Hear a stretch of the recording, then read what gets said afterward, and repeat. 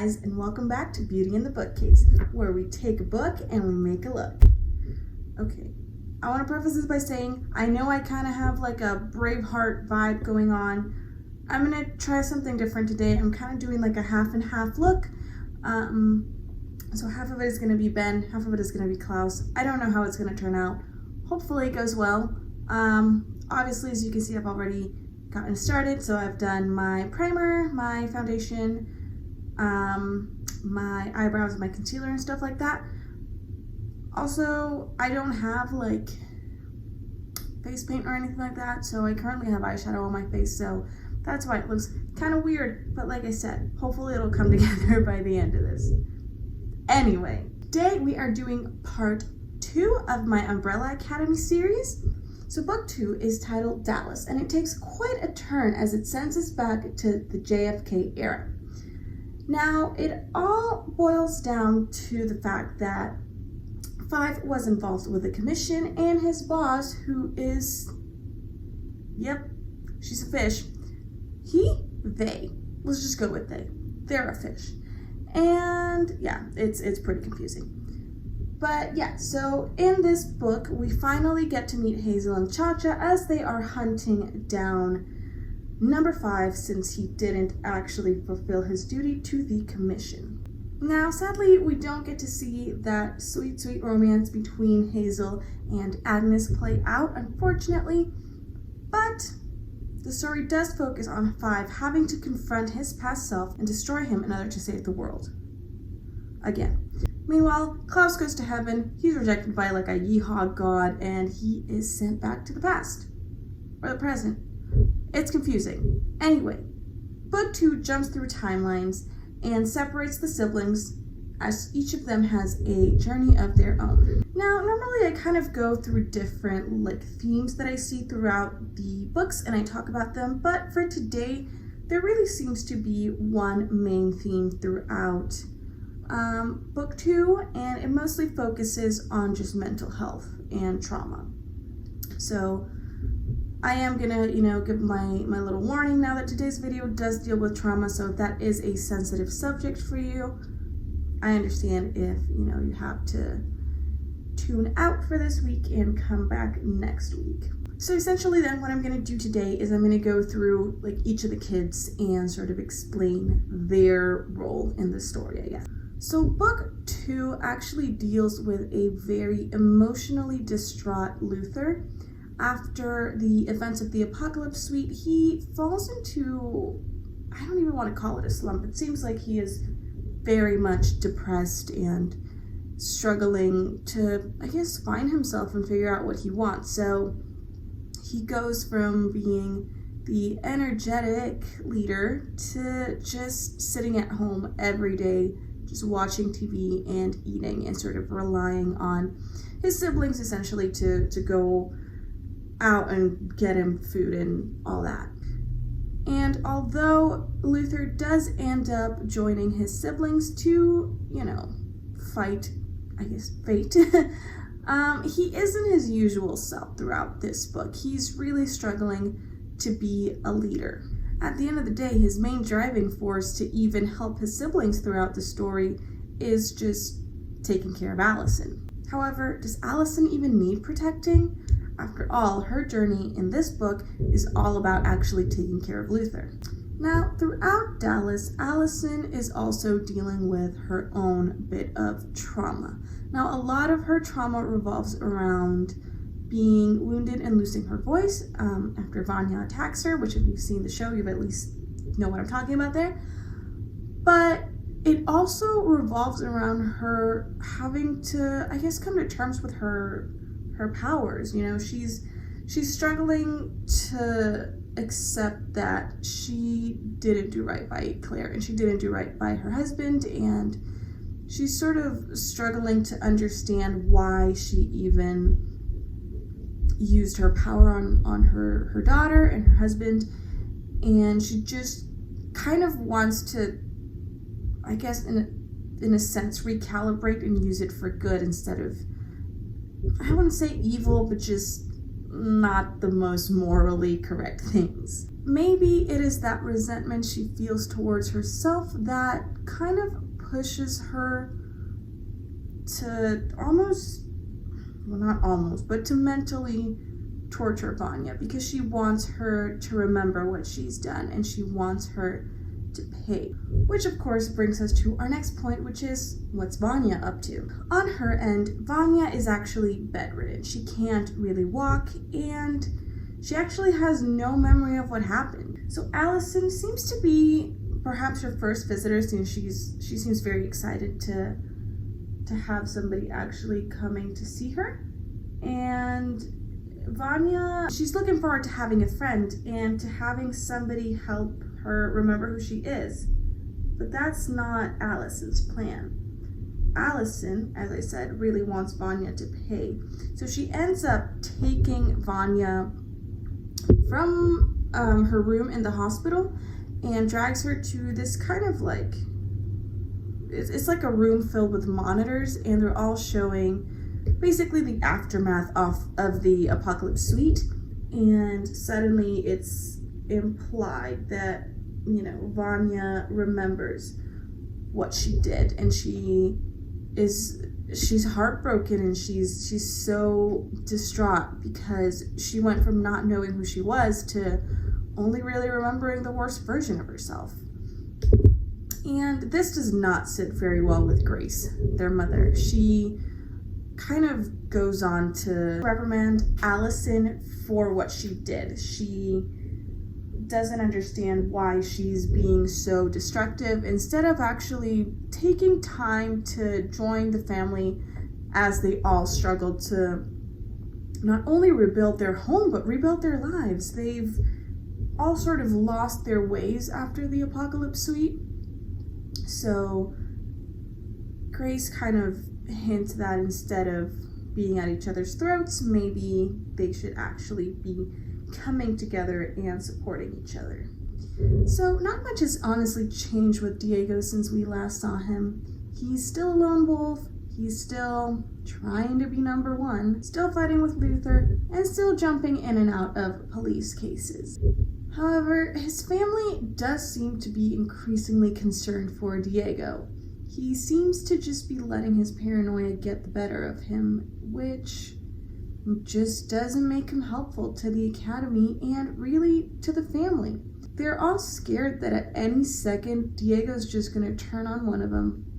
What are they gonna do then? Diego isn't even allowed any time to himself to get to explore this paranoia or these feelings that he's experiencing, because he's left to pick up Luther's slack. While Luther is dealing with his own depression, Diego has to assume the role of the leader, which means he has time for nothing but to take care of his family. And although you'd think that, given what we've already seen before, that Diego would be happy to actually assume this role, he actually seems to struggle.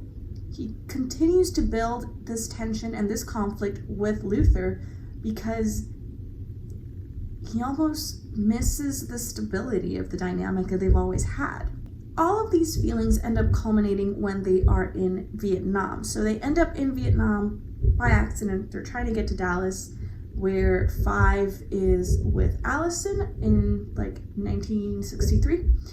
But Klaus has a bit of a mishap with time travel, and so they end up actually in the Vietnam War, like I think it's 3 years before, is it? So yeah, they end up in the wrong place, and Diego actually starts to feel something very, very reminiscent of what we talked about last week with Luther. So Diego feels that he can't have a normal life either. He sees himself as just fitting in the war. It seems that the only place that he seems to feel normal in is in settings of extreme violence, where he can just kind of let the darkness that's inside him out. This really seems to be the first sort of point in which Diego and Luther can actually connect, because they can't have normal lives, even if they wanted to.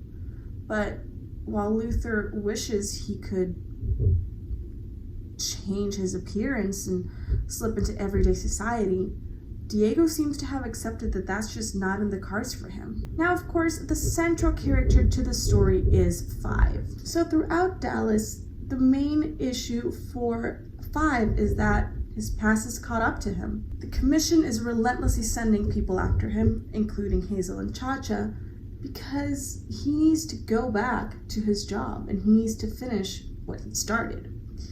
So soon enough, we learn that Five was asked to kill JFK.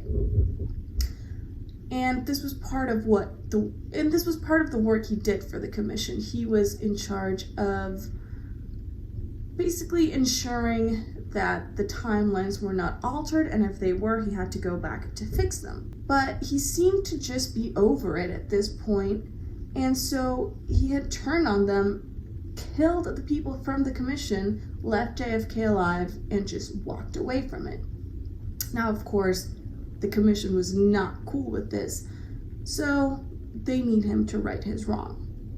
So he ends up meeting up with his fish boss, and Allison actually comes along for the ride. And it's then when he's told that he needs to go back because the life of his mother, his biological mother, is at risk.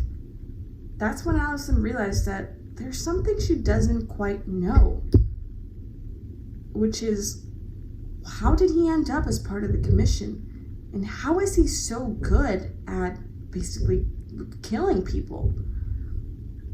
So then we finally learned that Five was experimented on when he was found in the apocalypse.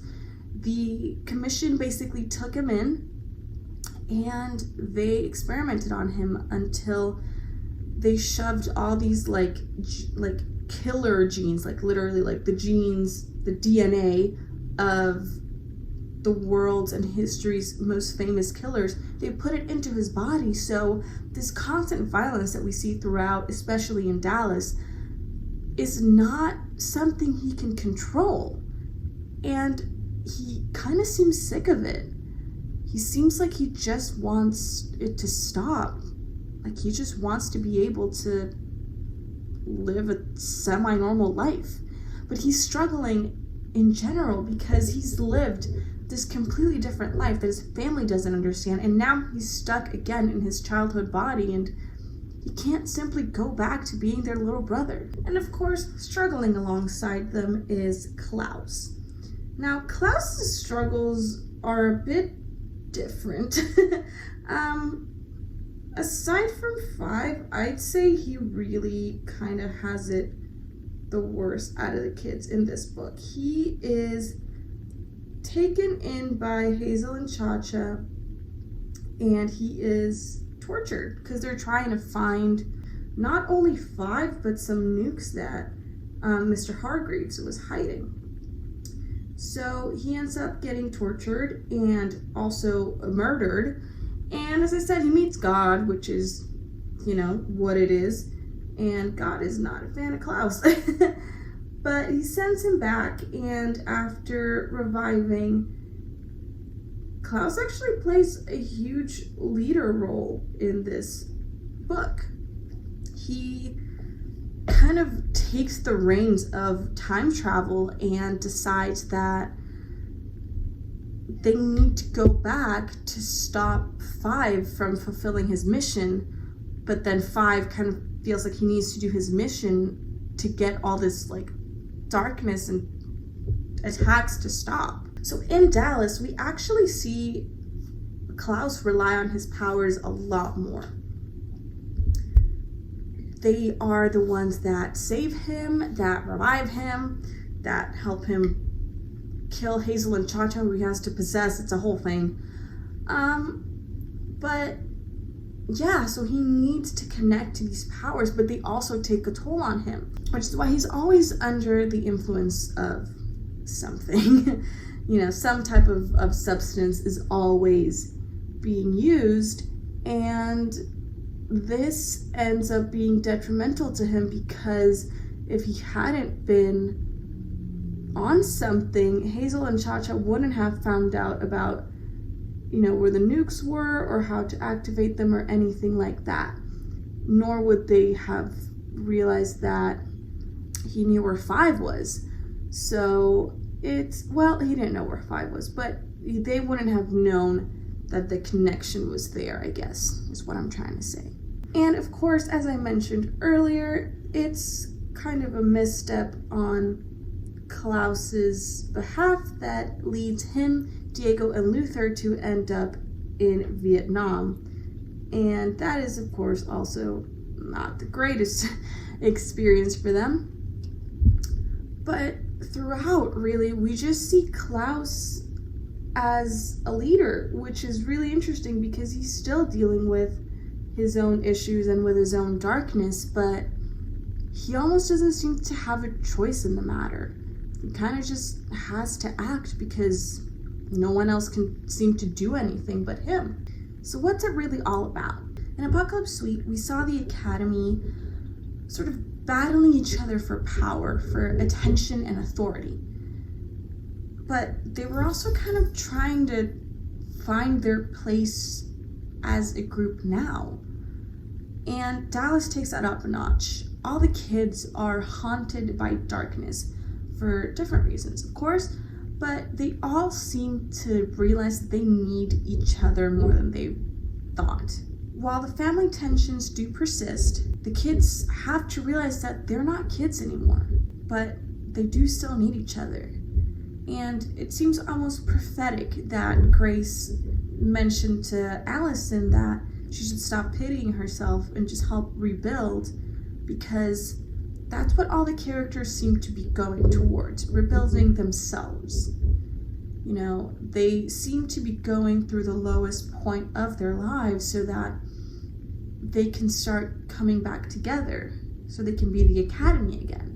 And while it's true that they can't live ordinary lives because they're all extraordinary, what is clear is that the only life that they get to live can only work if they work together and if they come together as family, which at the end of the day is what the Umbrella Academy seems to be all about. All right, guys, so this is our final look. I'm pleasantly surprised. I did not think this was gonna come together, I'm gonna be honest with you. I was a little concerned, especially when I like just put the blue on my face, but I think it turned out pretty cool, you know?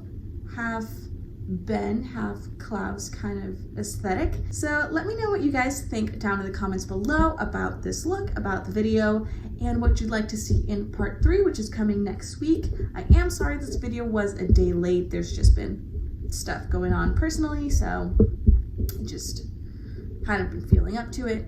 But yeah, make sure to leave a like, and if you recreate this look, make sure to tag me on Instagram. You can find that down in the description below. And make sure to subscribe and turn on that notification bell so you know exactly when I upload every Sunday, Wednesday, and Friday. And I will see you guys next time.